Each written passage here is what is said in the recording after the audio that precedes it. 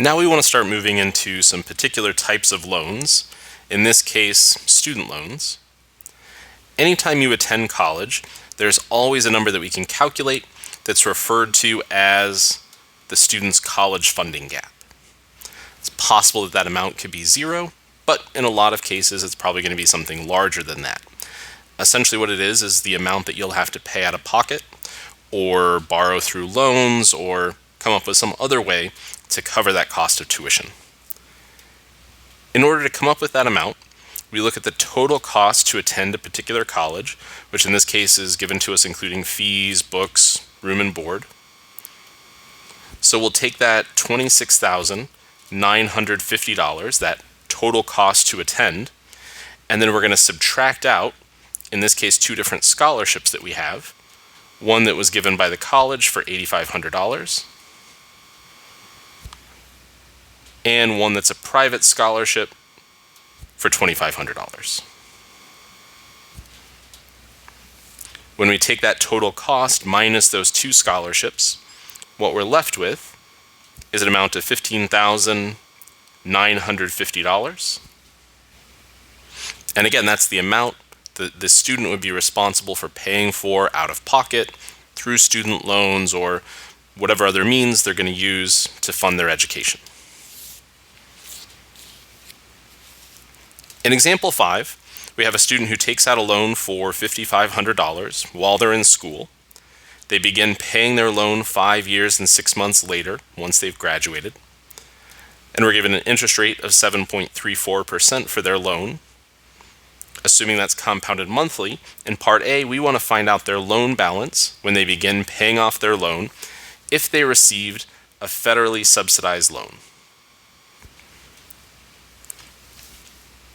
In the case of a federally subsidized loan, your interest is more or less paid by the government while you're at least attending school half-time. So if you're a half-time student, a full-time student, essentially no interest is accruing for you while you continue that. So if the student is in school for those 5 years and 6 months, when they get out of school, they'll still have a loan balance of $5,500 to repay.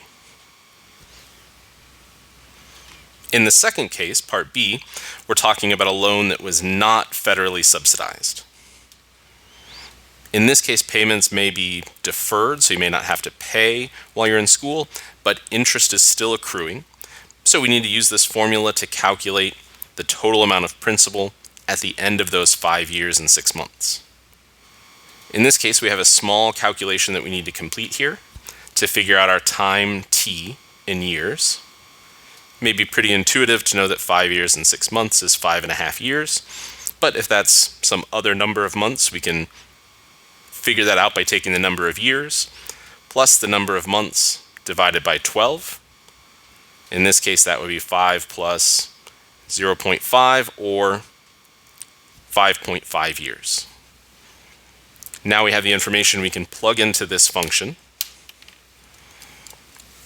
So the original principal of $5,500, the interest rate of 0.734, time in years of 5.5, and we're looking at monthly payments, so our compounding periods will be 12. So since this was a non-federally subsidized loan, at the end of that 5 years and 6 months, this student will have a higher balance to pay off. In this case, $8,225.34. Making sure, regardless of what our result is, that we round up. Since this is an amount we have to pay to someone else, they're probably going to round up that penny.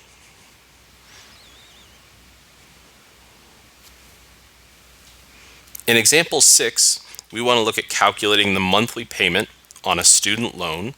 So once you've finished school and you're paying back those loans. In Part A, if this person is on a standard repayment plan. That's key information we need to pay attention to. So if we're on a standard repayment plan for student loans, the monthly payment is calculated so that your loan is paid off in a time of t equals 10 years. So while 10 years isn't stated, we want to infer that. Now we can take these values and plug them into that given formula to calculate our monthly payment.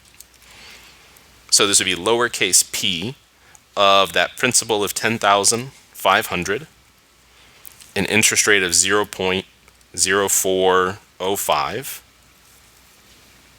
a time of 10 years, and with monthly payments, that's going to come out to $106.56.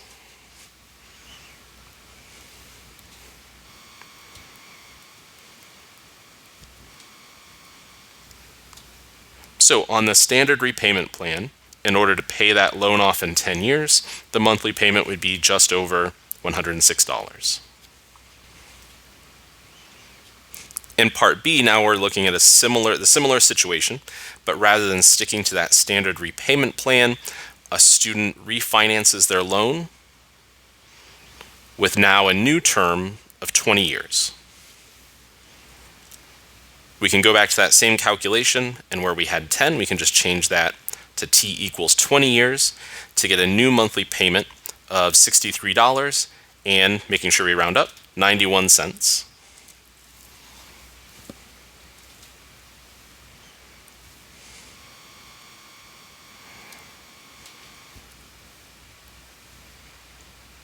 Refinancing student loans, especially if you end up at the end of your education with both federal student loans, private student loans, is a way to consolidate all that debt, potentially extend the time to pay that off, which would lower your monthly payment. So it's one of a number of different ways to help cut down the month-to-month cost of student loan payments. And we'll continue that discussion in the next video, where we look at something specifically referred to as the repay plan, another option for helping students bring down their monthly student loan payment.